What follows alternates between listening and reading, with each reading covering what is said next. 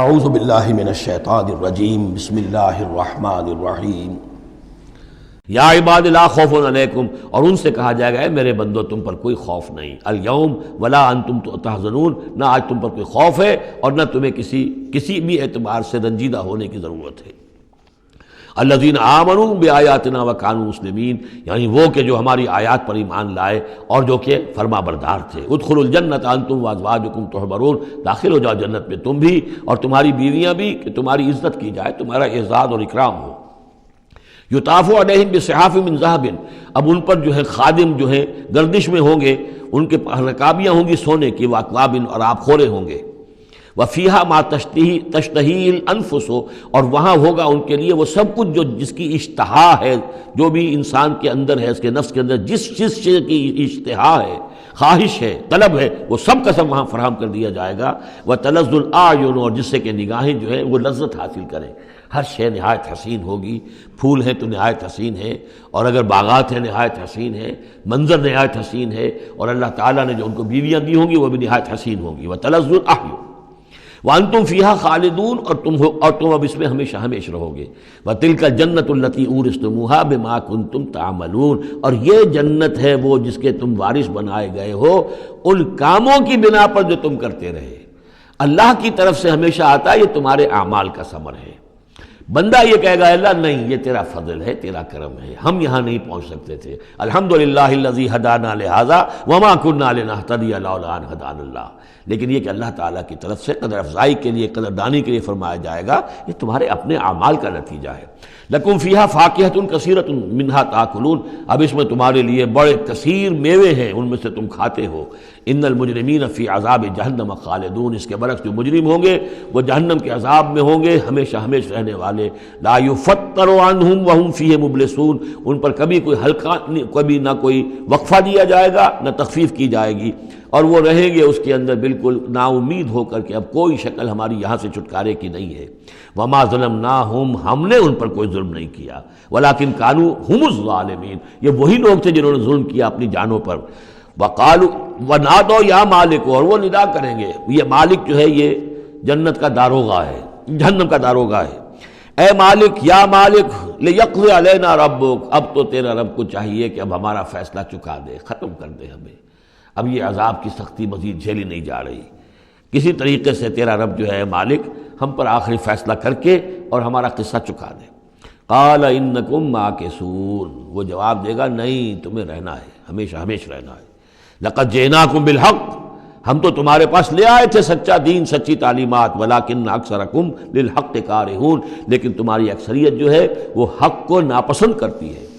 ام ابرموا امرا فانا مبرمون، کیا انہوں نے کوئی معاملہ طے کر لیا ہے، کوئی فیصلہ کر لیا ہے؟ اب یہ جو کشاکش ہو رہی تھی قریش مکہ کے اور حضور کے مابین، اب اس میں ہے کہ کیا انہوں نے کوئی فیصلہ پختہ کر لیا ہے، یعنی فیصلہ کر لیا کہ نہیں مانیں گے، کسی صورت نہیں مانیں گے۔ فانا مبرمون، تو ہم بھی پھر فیصلہ کیے لیتے ہیں۔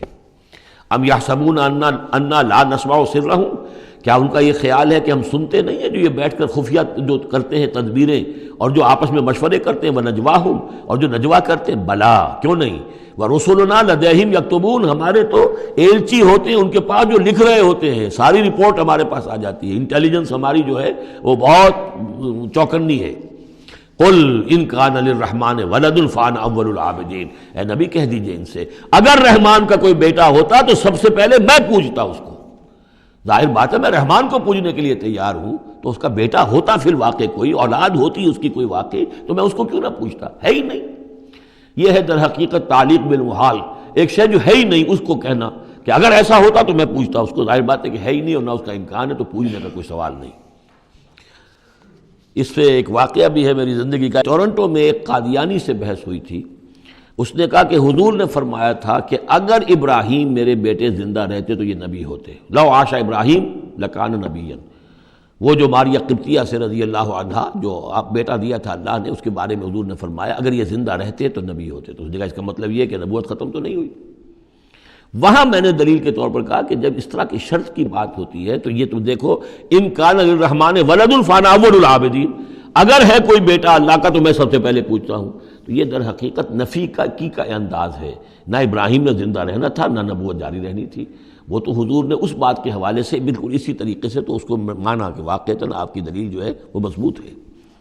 سبحان رب السماوات والارض رب العرش عما یصفون، پاک ہے تمام آسمانوں کا رب اور زمین کا رب، مالک اور آقا، رب العرش ہے اور جو تخت کا رب ہے، تخت کا مالک ہے، عما یصفون، ان تمام چیزوں سے جو یہ بیان کرتے ہیں، فذرہم یخوضوا ویلعبوا، تو اے نبی ان کو چھوڑیے، یہ غور و خوض میں لگے رہیں، مین میخ نکالتے رہیں اور یلعبوا کھیل کود کرتے رہیں اور استہزاء کرتے رہیں، تبصر کرتے رہیں، حتی یلاقوا یومہم الذی یوعدون، یہاں تک کہ پھر ان کی ملاقات ہو جائے ان کے اس دن سے جس کا ان سے وعدہ کیا جا رہا ہے۔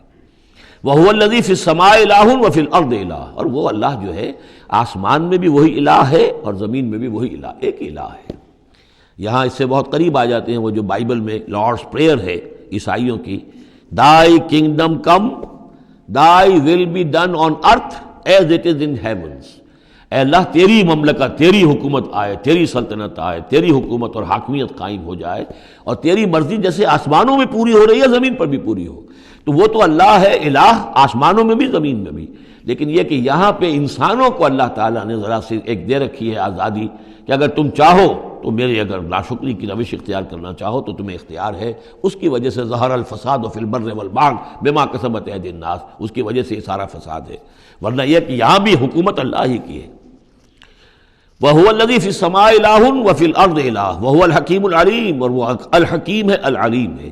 وَتَبَارَكَ الَّذِي لَهُ مُلْكُ السَّمَاوَاتِ وَالْأَرْضِ، بہت بابرکت ہے وہ ذات جس کے لیے ہے بادشاہی آسمانوں اور زمین کی۔ اس نے تو کہا تھا مصر کی حکومت میری ہے، تمام آسمانوں اور زمین کی حکومت صرف اللہ کی ہے، وما بینہما، اور جو ان دونوں کے مابین ہے، وعندہ علم الساعہ، اور اس کے پاس ہے قیامت کا علم کہ وہ کب آئے گی، وإلیہ ترجعون، اور اسی کی طرف تم لوٹا دیے جاؤ گے۔ ولا یملک الذین یدعون من دونہ الشفاعۃ الا من شہد بالحق وہم یعلمون، اور کوئی اختیار نہیں رکھتے وہ کہ جن کو یہ پکار رہے ہیں اللہ کے سوا کسی شفاعت کا، سوائے اس کے کہ جو گواہی دے صحیح اور وہ جانتے ہوں۔ ظاہر بات ہے کہ یہ کہ گواہی صحیح ہوگی، کوئی غلط بات وہاں نہیں کہی جا سکتی۔ وَلَئِن سَأَلْتَهُم مَّن خَلَقَهُم لَيَقُولُنَّ اللَّهُ، اور ان سے پوچھیں گے کہ ان کو کس نے بنایا جنہیں یہ پوچھ رہے ہیں، کہیں اللہ نے بنایا۔ فَأَنَّىٰ يُؤْفَكُونَ، تو پھر یہ کہاں سے پھیر دیے جاتے ہیں، کہاں سے یہ لوٹا دیے جاتے ہیں۔ وَقِيلِهِ، اور قسم ہے نبی کے اس قول کی، یا رب ان ہؤلاء قوم لا یؤمنون، اے میرے رب، یہ فریاد کا انداز ہے، اے پروردگار یہ میری قوم ایمان نہیں لا رہے، یہ نہیں مان رہے، یہ نہیں سن کر دے رہے، یہ نہیں تصدیق کر رہے۔ وَقِيلِهِ یا رب ان ہؤلاء قوم لا یؤمنون فاصفح عنہم، تو اے نبی ذرا درگزر کیجئے۔